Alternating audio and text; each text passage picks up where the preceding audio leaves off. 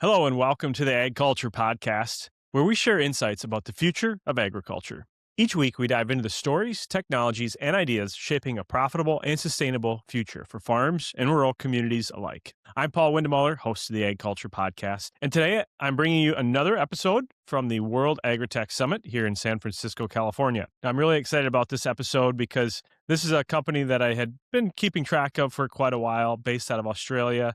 And really what they're doing is pretty inspirational because they're not only developing new technology, but they're really trying to bring about a whole paradigm shift of how farm equipment and tasks on farm are performed. So I had the opportunity to sit down with Andrew Bate, co-founder of SwarmFarm Robotics, and talk about this concept of swarms of robots working day to day, 24/7 on farms. So this is a fascinating interview that I did. I really enjoyed spending this time with Andrew. Great guy. Got to meet his wife as well, who is his partner and co-founder in the business as well. Great people, great episode. I hope you enjoy this episode with Andrew Bate.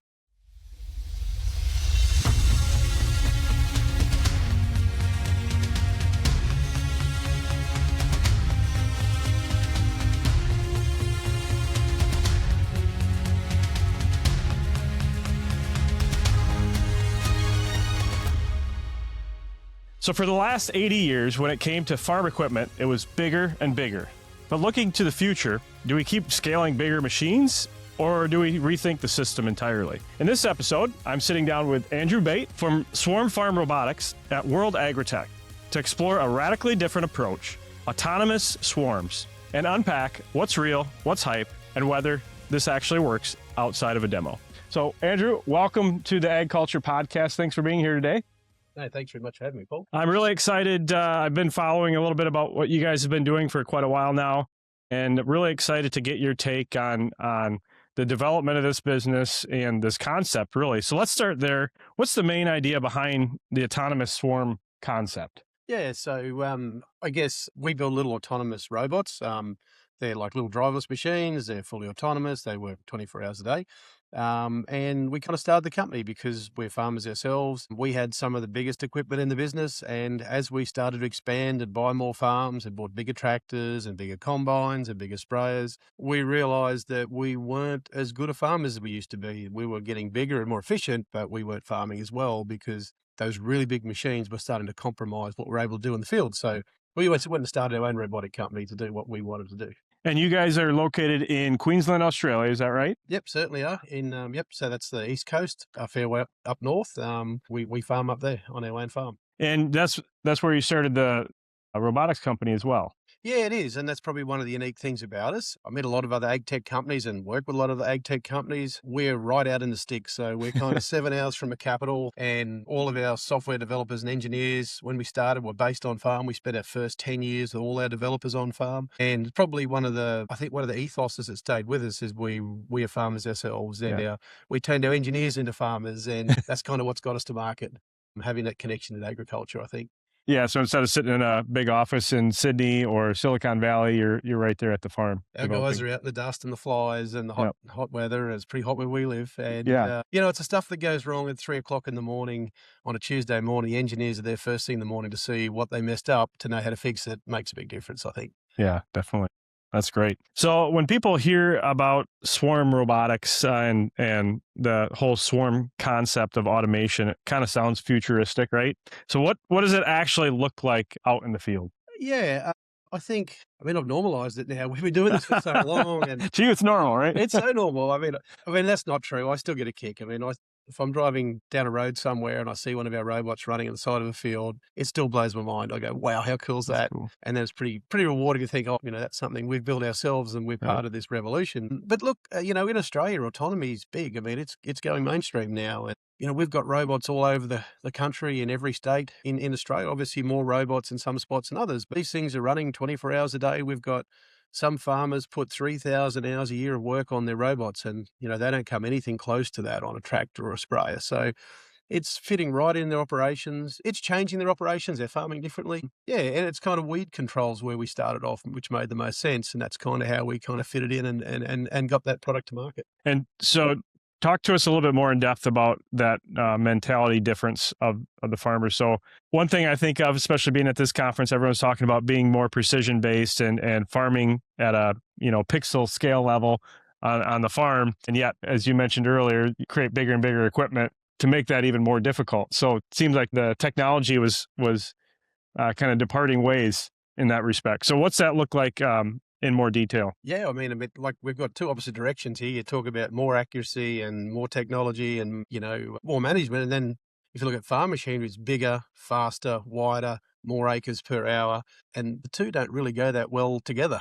Because if you want accuracy, if you want a precision, if you want to move to the next level of management, it's kind of slow down, be more precise, and it's not big acres and high speed. And so, yeah, that's kind of where we started with our robots. It's like, let's slow down, let's make these things small and lightweight and simple, but then let's load them with technology that can do things that we want to do that we're not doing now. That's kind of the revolution in, ag robotics and big data and AI, computer vision coming together is ultimately, how do I be a better farmer? How do I bring better technology in? And, for me, robots was that big unlock code to do that. So I'm probably going to be sidetracked here. That's all right. Yeah, but I mean, that's what I was thinking is the divergence is like, since we're kids and we grew up at, at kindergarten, we're all playing it in the school grounds and everyone wanted the biggest tractor or the biggest Tonka toy. And it's like, that was bred into us to be successful. You had to be big, far more acres, big equipment. And to me, I don't think that equation is true anymore. And it's more about how can you be more precise? How can you use technology to be a better farmer? How can you start to unlock new farming practices that make you a better farmer rather than automating what you're already doing as well? I mean, the future of weed control or even the varieties we choose in our field are going to be defined by new technology that's slightly different farming systems. And, the uptake of biological pesticides is changing the agronomy and the way we farm, and robotics is going to have a part to play in that, in the adoption and the uptake of that. I think the way we breed plants is going to change because as robotics start harvesting crops, we're going to need different genetics and different varieties. We're looking for different genes in the crops we grow. So I think that gets exciting too. Now, with the concept that you're going out with, is it the simple tractor and implement setup, or does each robot do a specific job and that drive unit does a specific job? Yeah, so our approach is a little different. So we build a base robot. It's like this fully autonomous machine. It runs all day, all night on its own.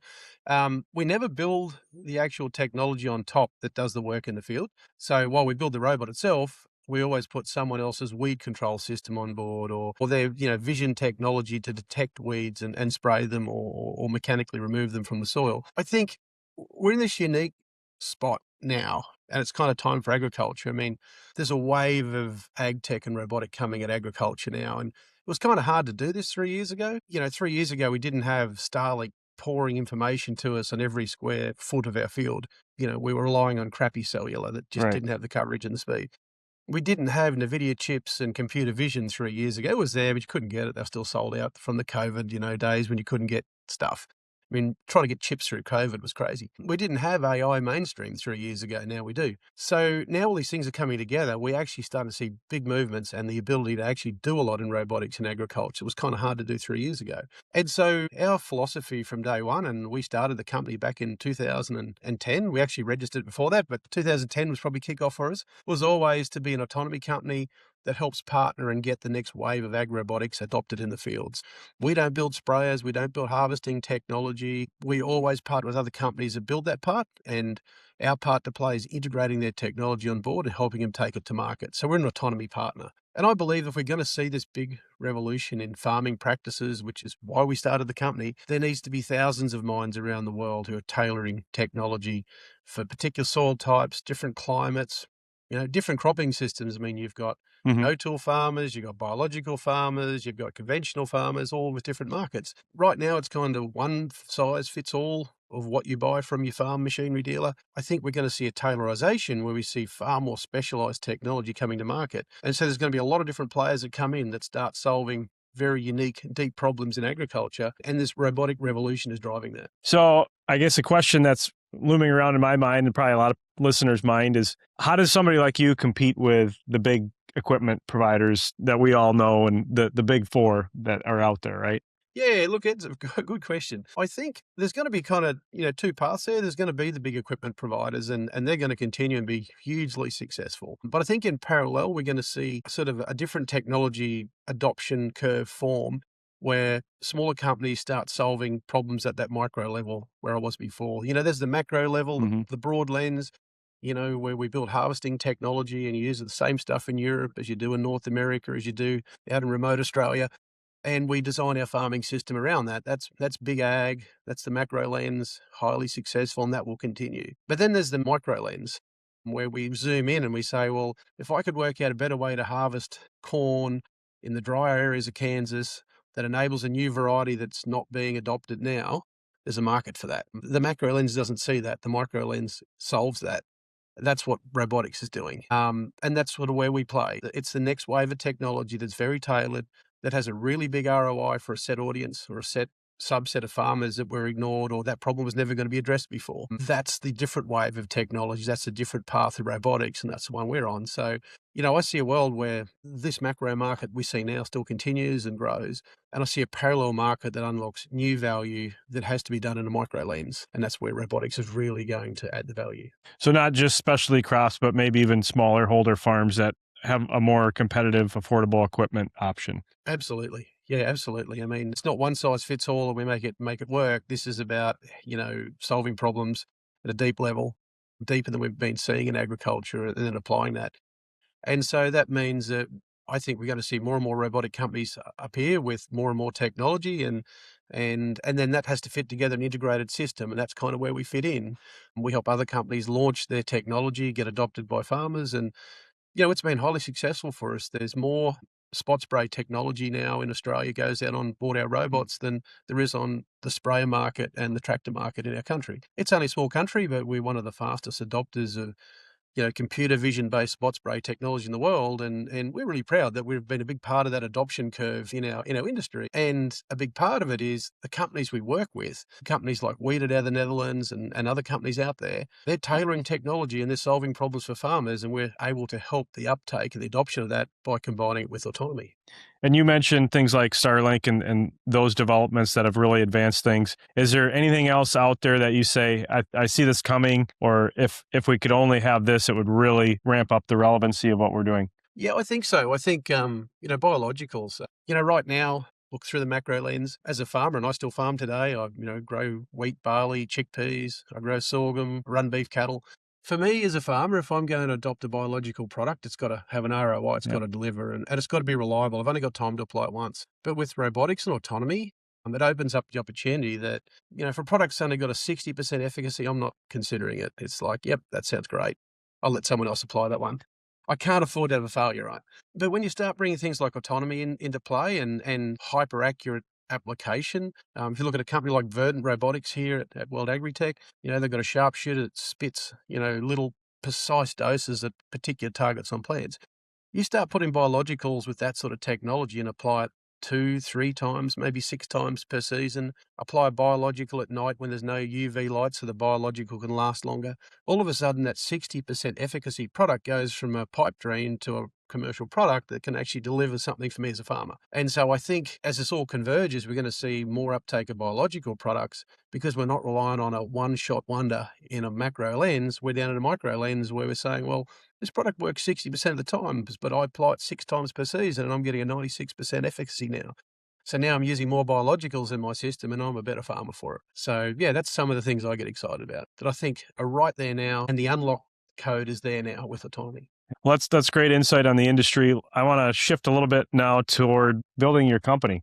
I think that's a really interesting aspect. You already mentioned you built it out in the countryside in a rural community that you live in, and the engineer staff gets to experience that as well. But what's been the hardest thing that you've had to go through to make this actually work? Lots.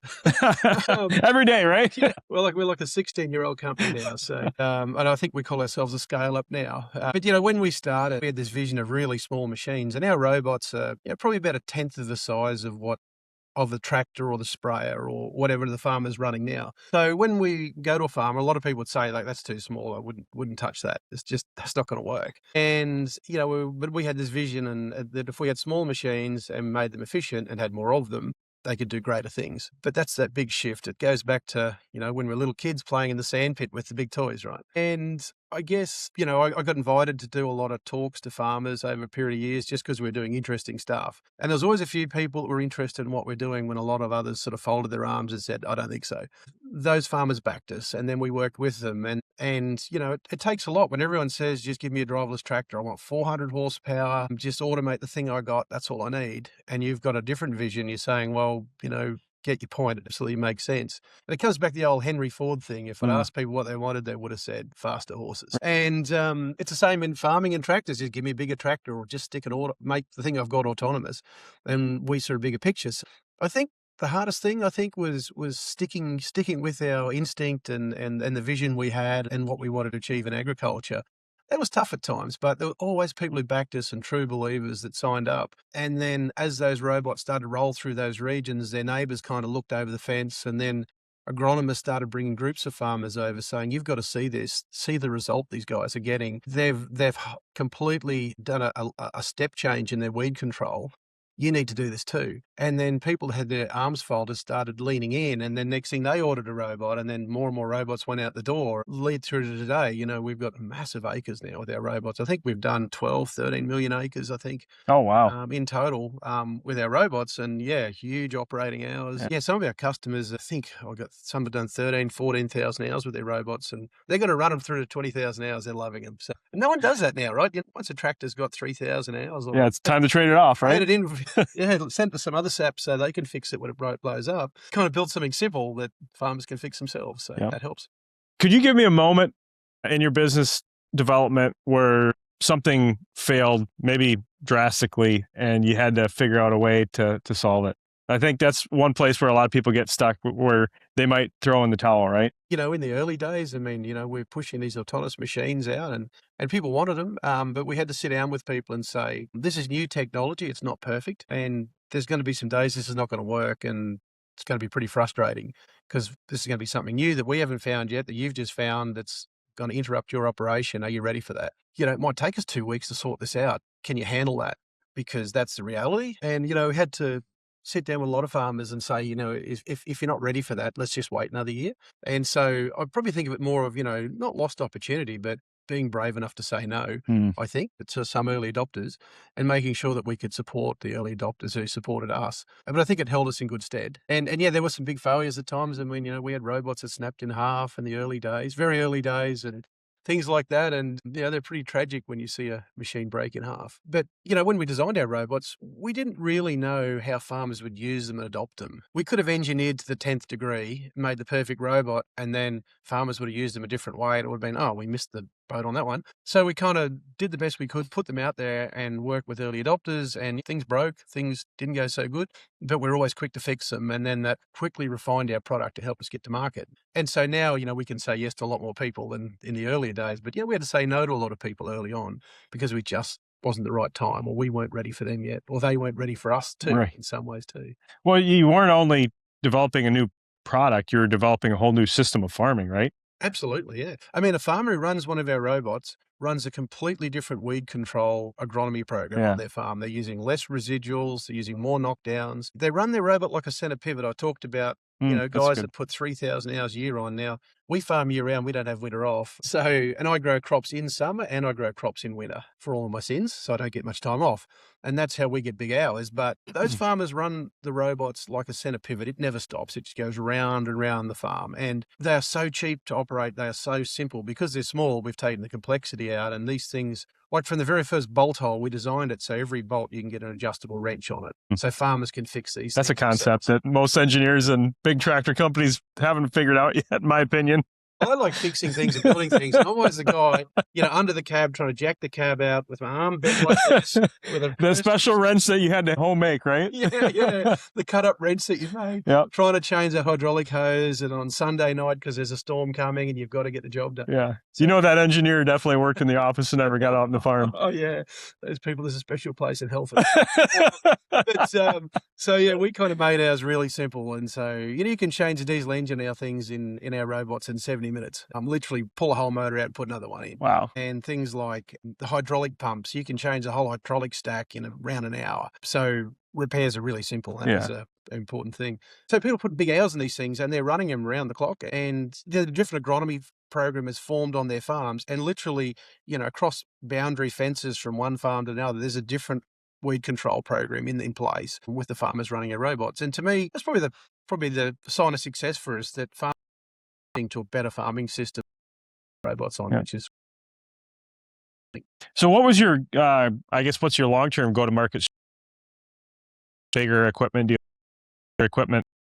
or they all have a big dealer network. Is that kind of the same model that you're going after, or you have a different approach? Oh, yeah, very different. So we believe in right to repair, and farms should be able to fix their own equipment first. From the first day, we designed a product that didn't need a dealer. It's designed to be maintained by farmers if they want to, and also designed so independent people can set up their own business and service farmers want help servicing their robots. And so you've got to understand, people think of a robot being highly complicated, covered in computer screens and lights and wiring looms. These things are super simple. There's a lot less on one of these than what there would be on a C&H or a Deere tractor. Less computers, less wiring looms, and they're really easy to get to and fix. And so we see a world where, instead of, big dealer networks, local businesses form, a little bit like precision planting kind of did here in the US, where, farmer dealers set up and started supporting this technology in the regions, and the money stayed in the regions too, because instead of going to a super dealer or a big corporate type dealership model,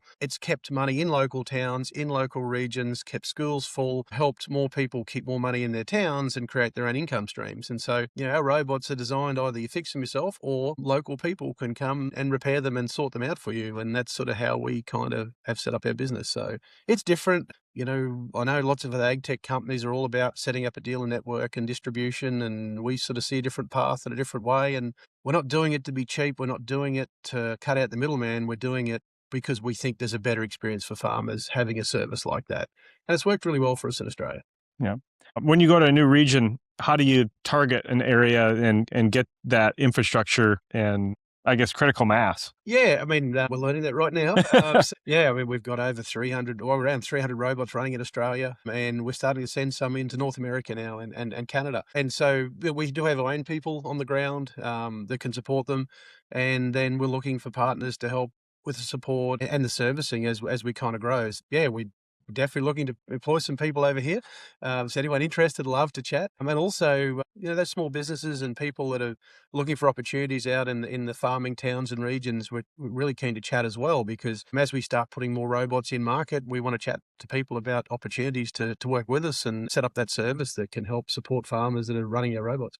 Yeah. No, I wanted to ask you a little bit about funding, because that's been a topic that I've heard some chatter about as we've been here. Obviously, I think there was a talk yesterday about everyone's kind of hoping we're at the bottom of the trough for the difficulty in funding, and a lot of venture capital firms have kind of relook at how they value ag tech companies and companies in agriculture that they're going to invest in. So you guys have just completed not that long ago a Series B funding round, which for the time period that you did was quite a substantial undertaking, I'm guessing, and a big feat to get in your belt. Yeah, I guess we're a little different on our path.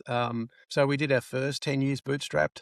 So my wife Jossie and I co-founded the company and still run it today. When we started, I didn't know what VC was, and there was no VC really in Australia when we kicked off. And so we had to do it on revenue. We got some grants that helped as well, but we had to really generate our own cash. And so some of our first robots, we got companies to sponsor us. We had enormous interest in our robots. We'd been in every major newspaper and magazine back when people read a lot of newspapers and magazines.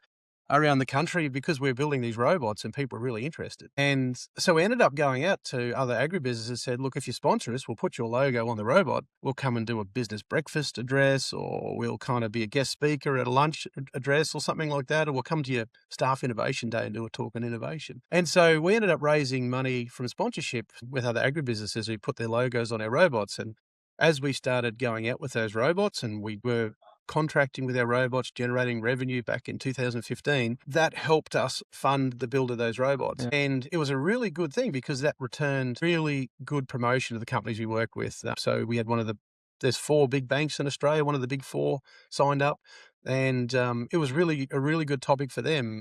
Instead of turning up to farm and talking about interest rates, they're talking about how they're supporting ag tech with some of their clients and how it's making a difference for their business. So we did that, and we kind of grew sort of, in the millions of revenue before we ever took on any VC. And then we got some great backers that backed us. We probably don't fit all of the traditional VC molds, but we found VCs that got our vision and we're keen to come on that journey with us. And a lot of them are farmer backed, which is fantastic, which is important to us as farmers ourselves. And Jocelyn and myself have always invested in the rounds ourselves as well to also put our part in as well. So we kind of grew and we did that. I did a Series B there late last year, but we've probably raised less than I think any other ag robotic company out there. But along the way, we've always had revenue coming in and that's sort of supported our growth. And it's harder to raise in Australia. There's just not the amount of venture capital and the access to it. And if we haven't got the ecosystem that you have here, like in San Francisco, for instance, or the US in general. So you did the raise based in Australia, not in the US? Well, actually, our lead investor came out of Europe. Okay. And it's a fund that is closely aligned with agriculture and healthy soils, and our robots are massively reducing the amount of pesticides used, and also they're very light, so there's a lot less soil compaction. Yep. So that's really playing into the soil health part of it as well. So, yeah, we have very aligned investors that are backing us, and which is fantastic. So what's your hope for the next 5 years for SwarmFarm? I'm a farmer, right? So I don't get to do much farming anymore, but I still enjoy. It keeps you grounded, right? Keeps me grounded. And I play mentor to a farming team that keeps my farm going. A terrific team of guys out there, guys and girls that keep that going. But to me, success means seeing our technology make a difference for farmers around the world. And when farmers can get out of bed and say, I'm doing a better job, I'm farming better than I used to, and SwarmFarm has been a big part of me improving my business, that to me means success. So that's my personal goal and motivation to get out of bed each morning.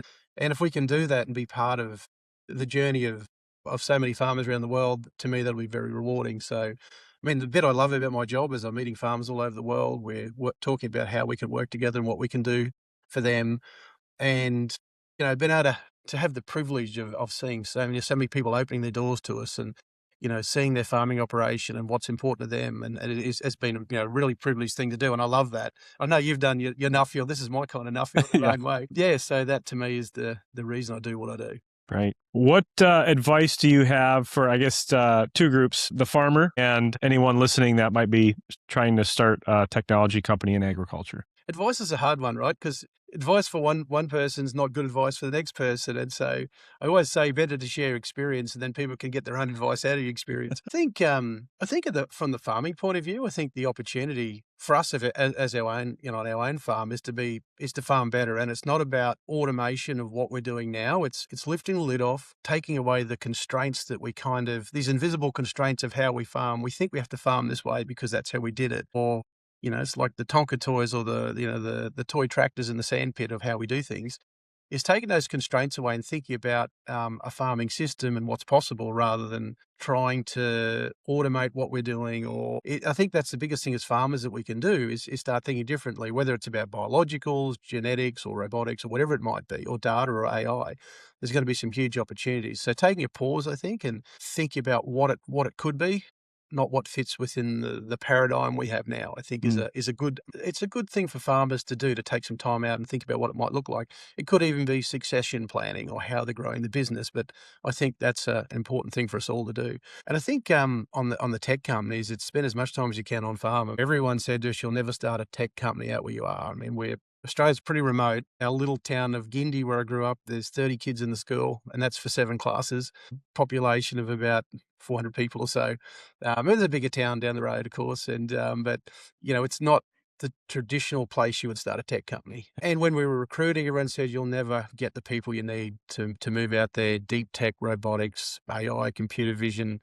And for us, it was a natural advantage. It was almost like a hurdle. If people who wouldn't jump over that hurdle weren't good enough for us. And so we got some really passionate people that joined our company. And the easy option would have been to set up in somewhere like Sydney or Melbourne or Brisbane, the big capital cities where there's heaps of those sort of people. But the people who did join us were very passionate, and that made the difference. And yet through to today, we have an office in Sydney, and they're guys that have spent a lot of time. We get them to spend as much time as they can out in the field, and they specialize in different parts of our system.